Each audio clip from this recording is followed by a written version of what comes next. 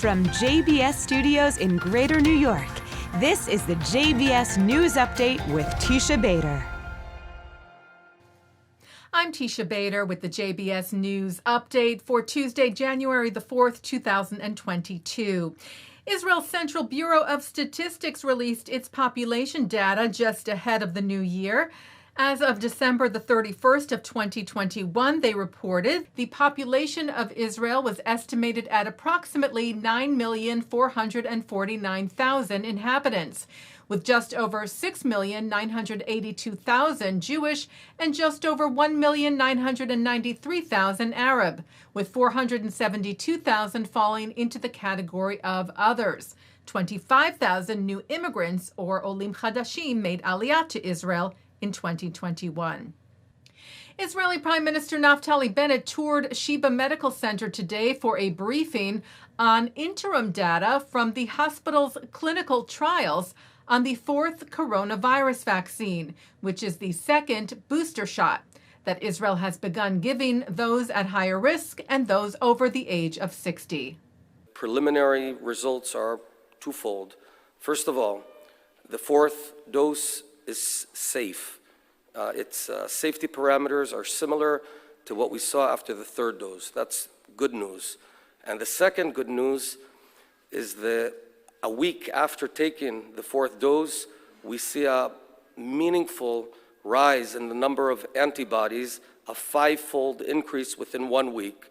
That's an indicator of very high likelihood that the fourth dose will protect vaccinated people to a great degree against infection to some degree and against severe symptoms. This is good news. It's preliminary information, but simply stated, the fourth dose is secure and the fourth dose works. Well, Israel is mourning two of its finest. Two IDF pilots killed in a helicopter crash last night during a training exercise off the coast of Haifa. A third crew member who tried to save the other two after the chopper crashed and sank into the sea survived and is being treated for moderate injuries. The two pilots, 38-year-old Lieutenant Colonel Erez Sachiani and 27-year-old Major Chen Fogel, were laid to rest today. It seems, according to initial findings, that the chopper sustained a malfunction in its left motor, causing it to go down. Haaretz reports that researchers from Israel, Morocco, and France found remnants of a small Jewish community synagogue in the mountain village of Tamanart, on the outskirts of the Sahara Desert in Morocco, during a survey of Jewish sites in the area. Jews lived in that region from the 16th century until the early 19th century. The team found a number of items, including scriptures, documents, and amulets.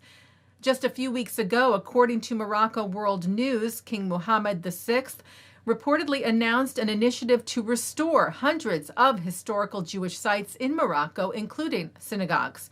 This just over a year after Israel and Morocco renewed diplomatic ties as part of the Abraham Accords.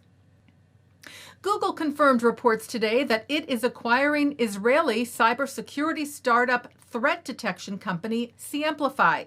This for a reported $500 million. Google Cloud Security Vice President and General Manager Sunil Pati wrote, in a time when cyber attacks are rapidly growing in both frequency and sophistication, there's never been a better time to bring these two companies together. Samplify CEO Amos Stern also shared the news, writing, "We could not be more excited to join forces with Google Cloud to drive innovation and help many more security teams take their operations to a whole new level." Taking a look now at our programming for tonight on JBS for Tuesday, January the 4th at 7 o'clock, a sermon from Rabbi Ammiel Hirsch, affirming that the Reform movement is a Zionist movement, theologically committed to the centrality of the Jewish people and Jewish state. At 7:30, former jihadist Jesse Morton discusses his journey from far-leftism to radical Islamic ideology and what finally made him leave his radicalism behind. That's with Ellie Cohanim on Global Perspectives. At 8, Millennials discuss how the time is now to fight against antisemitism from the Israeli-American Council of New York at the JNF House. At 9, part 2 of Mark Golub's interview with former national director of the ADL, Abe Foxman. At 10, a spotlight on the book Unstoppable, Siggy B. Wilzig's astonishing journey from Auschwitz survivor and penniless immigrant to Wall Street legend, with author Joshua Green and Siggy's son, Ivan Wilzig, with Hampton Synagogue's Rabbi Avraham Bronstein.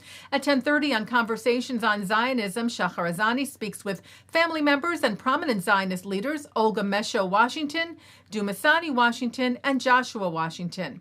And coming up next, it's the ILTV's Insider. And that's the JBS News Update for Tuesday, January the 4th, 2022. I'm Teisha Bader. Stay healthy, stay well.